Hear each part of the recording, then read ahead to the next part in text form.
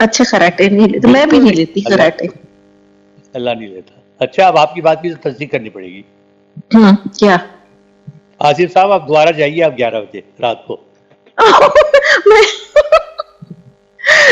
अच्छा वैसे एक बात बताएं, क्या कराटे मोटे लोग लेते हैं? क्योंकि मैं तो मोटी हूं ही नहीं।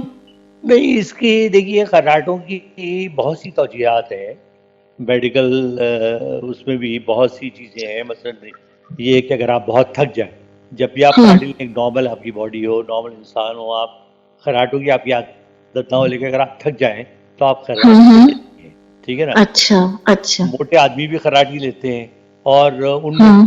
भी ये सिम्टम्स ज़्यादा होते हैं, ठीक है ना। अच्छा अच्छा, अच्छा। बाज में कुछ मतलब ये कि आपका जो ये सांस की नाली का तो कराटे नहीं कहते मसला?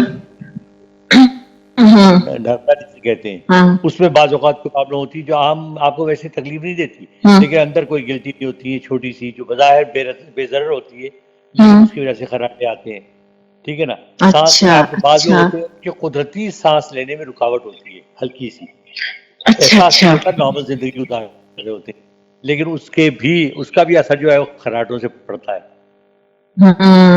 तो ये वजूहात हैं। जी हाँ।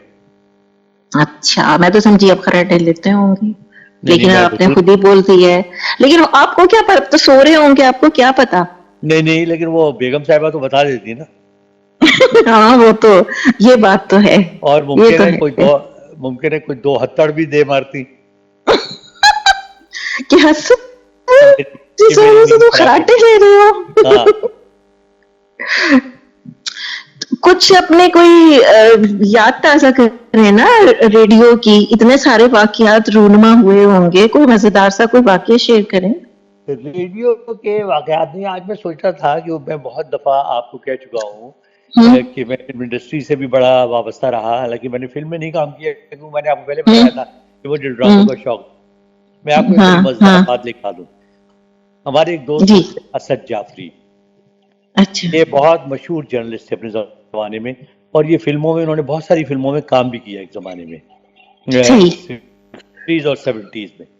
अच्छा, वो हम्म मैं लाहौर गया तो लाहौर में उनसे मुलाकात हुई, वो एक ही मुलाकात में वो बड़े बहुत दोस्त बन गए मेरे, और बड़ी उन्होंने मेरी हम्म। दोस्ती की, और बहुत ज़्यादा उन्होंने मुझे, वो अखबार जहाँ में कॉलम लिखा करते थे, उसमें उन्होंने हर अच्छा दफ़ा अच्छा कोई कोई तारीफ का बहाना बनाकर लिख दिया करते थे।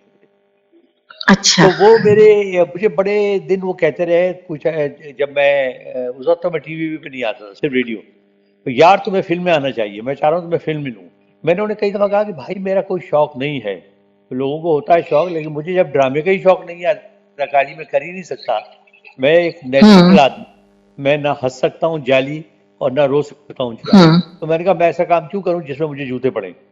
अच्छा, एक दिन वो आए जनाब, तो मुझे ड्यूटी ऑफिसर ने आके बताया, मैं अनाउंसमेंट कर रहा था, जी वो असद साहब आएंगे अच्छा। आपका इंतजार कर। मैंने कहा यार उनको बिठाओ और कैंटीन में कह दो चाय बनवाए। तो मैं अपना चंक खत्म करने के बाद वो खातून जो अनाउंसर थी उनको हैंड ओवर किया, मैं आया तो हम्म। यार चाय पिए के लाइब्रेरी में चल के, तो रेडियो की लाइब्रेरी अच्छा। तो थी, वहाँ चले गए, वहाँ कोई होता ही नहीं था, सिर्फ लाइब्रेरी का लाइब्रेरियन बैठा होता था एक बेचारा अपना सर पकड़े हुए। तो वहाँ हम चले गए, मैंने चाय मंगवाई, चाय पीते हुए कहने लगे हसन जलील साहब आपके लिए एक बहुत बड़ा सरप्राइज। मैंने कहा वो क्या। कहने लगे अभी चाय पी लें। चाय पी के उन्होंने अपनी प्यालियाँ उठा के रखी, वो मेज़ पे हम बैठे हुए थे, उन्होंने एक पोस्टर निकाला और वो पोस्टर हम्म। निकाल के उन्होंने मेज पे फैला दिया। अच्छा, अच्छा। बोर्ड पर पहली जो नजर मेरी पड़ी तो उसका, वो फिल्म का नाम था कि असद जाफरी पेश करते हैं फुटपाथ के शहजादे, ये फिल्म का नाम ओहो था। ओहो, काफी बड़ी फुटपाथ के तकलीफ शहजादे। बनी हुई हम्म थी। एक उस जमाने में एक नए हीरो आए थे, एक फिल्म बनी थी सजा, उसके हीरो थे एक जमील, नाकाम रहे लेकिन वो अच्छा गुड लुकिंग आदमी थे, हम्म। उनकी तस्वीर बनी हुई। तीसरी तस्वीर तो मुझे, तो मैं बेहोश होने वाला था, वो मेरी तस्वीर थी। उसमें ओ। ऐसा था, उसे लिखा हुआ था कि और इंट्रोड्यूसिंग हसन जलील रेडियो के मशहूर सदाकार। अच्छा, मैंने कहा ये हो। क्या है। अच्छा, बाद में वो फिर हीरोइन, मतलब उसमें हीरोइन भी अच्छी, बड़ी अच्छी हीरोइन थी, रानी थी, सहायका थी, और भी बड़े मशहूर उस गाने की। तो मैंने कहा जाफर भाई ये क्या है। कह रहे मियाँ तुम हम्म नहीं भाग सकती, ये मैंने पोस्टर छाप दिया है, इसमें ये आप तीन हीरो हैं, मुख्तलिफ कैरेक्टर्स हैं, तो नदीम मेन हीरो हम्म है, उसके बाद आप दोनों हैं, और ये तीनों जो है ना ये दोस्त होते हैं, लेकिन ये है कि बहुत गरीब होते हैं, फुटपाथ पे रहते हैं, तो वहाँ इनकी जिंदगी के बारे में बड़ी जबरदस्त फिल्म है। मैंने मैंने कहा यार देखिए, अच्छा उन्होंने कुछ सुना नहीं, अपने बगल में दबाया, उन्होंने चल दिए। अच्छा अगले दिन वो फिर आदम की ज़ाहिर है उन्होंने अपना रिएक्शन देखना था। खैर मैंने उन्हें बिठा के आराम से उनको, उनकी कोई तकरीबन 1 महीने तक उनके सर पे वो भूत सवार रहा, जब तक कि शूटिंग उनकी शेड्यूल नहीं हो गई। जब शूटिंग शुरू अच्छा। हुई, कहने लगे यार अब सब मुझे संजीदगी से बताओ यार, मैंने शूटिंग शुरू कर दी है, कल नदीम की शूटिंग है। उसके बाद कोई 4-5 दिन बाद मेरा ख्याल था कि तुम दोनों की शूटिंग करूँ मैं। मैंने कहा देखिए मैं बड़ी फर्मली कह चुका हूँ, बात यह है कि अपने आप को मैंने कभी ना उन कामों में कभी मैंने हाथ नहीं डाला जो मैं समझता हूँ नहीं कर सकता। अदाकारी एक फन है सही। बाबा, उसके लिए बड़ी मेहनत पड़ती है। ज़ाहिर है अदाकारी के लिए मुझे ज़ाहिर है ये अपना काम छोड़ना पड़ेगा, ठीक है ना। और मैं सही। नाकाम हुआ, बाद में मुझे गालियाँ पड़ेंगी, और उसके बाद फिर मैं वापस ही आऊँगा रोता धोता। तो मैंने कहा मैं वो काम नहीं करना चाहता, और दूसरे मेरे घर वाले भी कुछ ज़्यादा फिल्म इंडस्ट्री की बात से खुश नहीं है।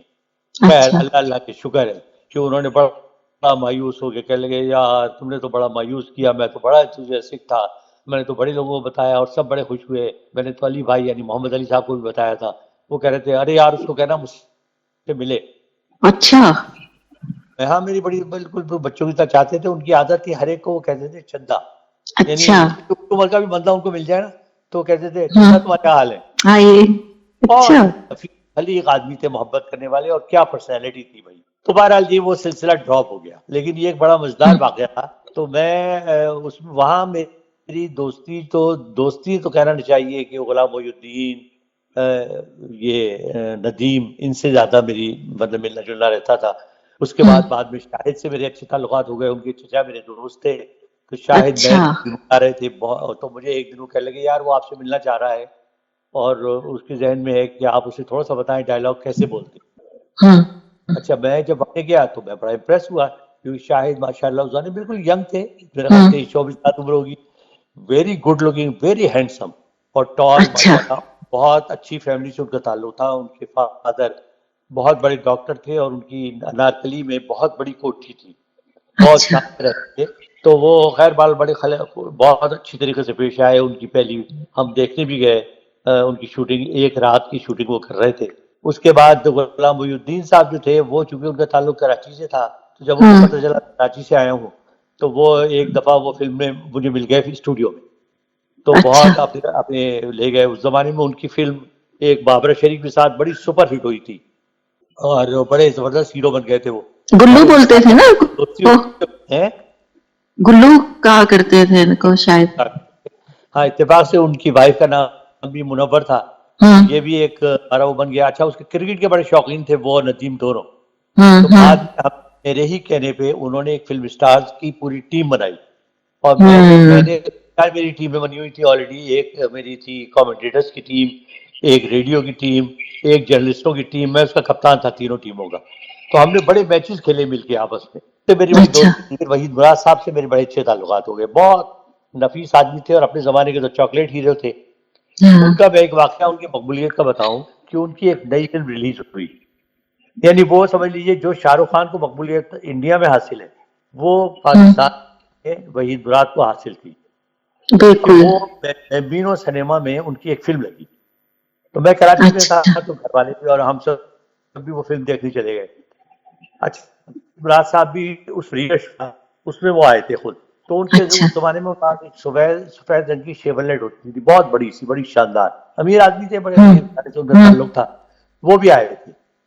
अच्छा वहां जब हम बाहर निकले तो हमने देखा कि वो गाड़ी के इर्द गिर्द बड़ा हुजूम है, और भाई मुराद साहब जो है ना वो गैलरी में ही खड़े हुए हैं, और उनके इर्द गिर्द वो सिक्योरिटी वाले हैं। तो खैर मेरी सलाम दो, बहुत वो मसरूफ थे। तो कहने लगे यार वो मेरी तो गाड़ी का ही बड़ा बुरा हाल हो गया है। मैंने कहा पता नहीं टूट फूट गई कि लोगों ने कुछ क्या कर दिया। पता चला अच्छा।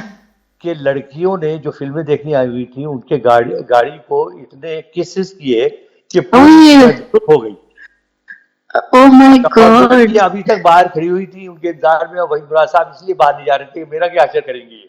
यानी आप अंदाजा लगा लें। मकबूलियत का ये आलम था। बाद में खैर चूंकि मैंने आपको पहले बताया था कि मैं चूंकि रेडियो में फिल्मों के कमर्शियल प्रोग्राम बनाया करता था, वो मेरा ही आइडिया था कि उस दौरान फिल्में बहुत रिलीज होती थी, एक हफ्ते में 7-7, 8-8। तो मैंने एक आइडिया दिया कि यार ये रेडियो वालों को कि ये हमें बड़ी आमदनी होगी